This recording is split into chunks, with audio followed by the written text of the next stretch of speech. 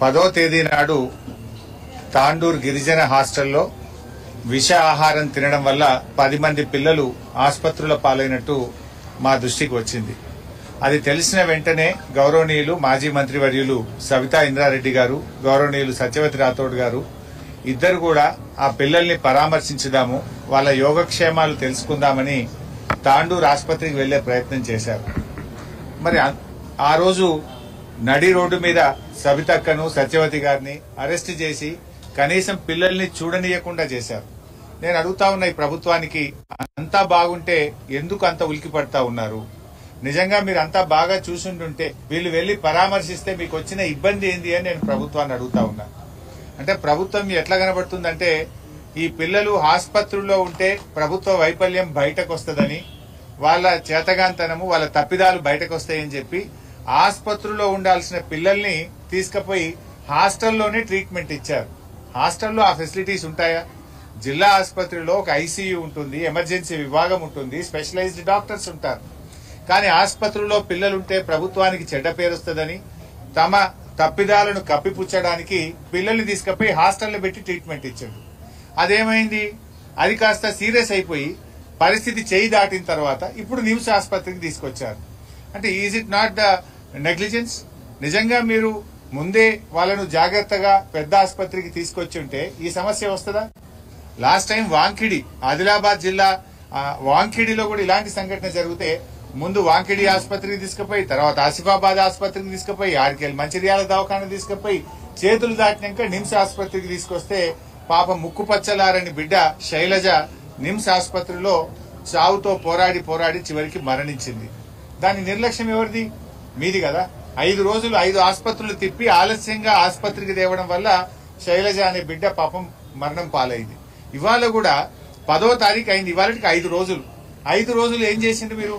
5 రోజుల నుంచి ఆ పిల్లల్ని ఆసుపత్రికి తీసుకురాకుండా మీ తప్పిదాలను కప్పిపుచ్చుకోవడానికి, దాచిపెట్టడానికి వాళ్ళను హాస్టల్లోనే ట్రీట్మెంట్ ఇచ్చే ప్రయత్నం చేసి ఇవాళ సీరియస్ అయిన తర్వాత పాపం లీలావతిని తీసుకొచ్చి ఇవాళ నిమ్స్ హాస్పిటల్లో జాయిన్ చేశారు. పాపం ఆ మౌనంగా మంచం మీద ఉన్న లీలావతిని చూస్తే మా మనసు కలిచివేసింది, కళ్ళలో నీళ్లు వస్తా ఉన్నాయి. ఇవాళ ఆడుతూ పాడుతూ చక్కగా చదువుకోవాల్సినటువంటి పిల్లల్ని ఇవాళ ఆసుపత్రుల పాలు చేస్తున్న రేవంత్ రెడ్డి ప్రభుత్వం.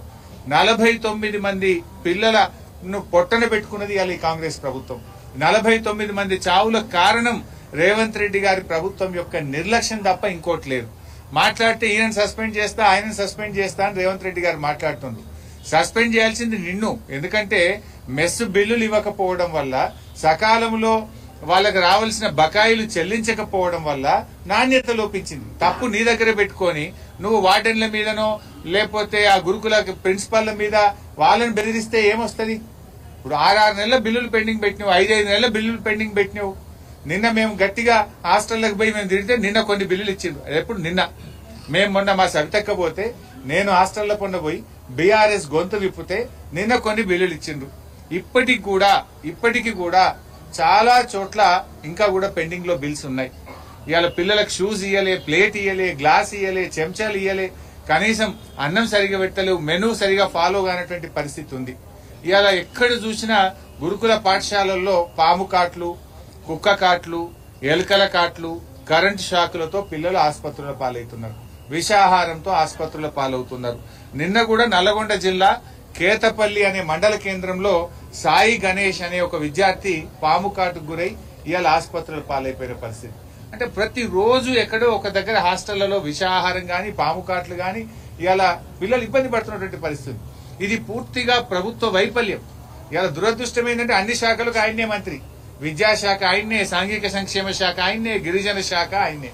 అన్ని శాఖలు నీ దగ్గర పెట్టుకుని ముఖ్యమంత్రి దగ్గర ఉన్న శాఖల్లోనే పిల్లలు ముక్కు పచ్చలారని పిల్లలు చనిపోతా ఉంటే is it not CM failure? నీ ఫెయిల్యూర్ ను కప్పిపుచ్చుకోవడానికి, నీ యొక్క తప్పిదాన్ని కప్పిపుచ్చుకోవడానికి నేను వార్డెన్లను సస్పెండ్ చేస్తా, ఈయనను సస్పెండ్ చేస్తా, నోరు పెద్దగా చేసుకొని మాట్లాడుతున్నావు. ఇది ముమ్మాటికి ఈ ప్రభుత్వం యొక్క వైఫల్యం. ఇంకా బాధ ఏంటంటే చూడ్డానికి పోయినటువంటి ప్రతిపక్ష నాయకుల్ని కూడా అరెస్ట్ చేస్తుంటారు. అక్కడ రాహుల్ గాంధీ గారేమో నన్ను బోనిస్తలేరు, నేను ప్రతిపక్ష నాయకుడిని అంటావు. మరి ఇక్కడ ప్రతిపక్ష నాయకుడు మధుసూనాచారి గారిని అరెస్ట్ చేస్తావు.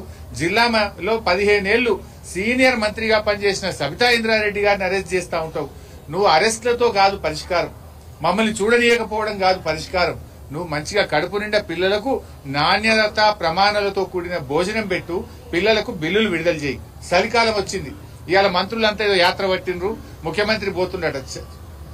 సంతోషం, అయి వెల్కమ్.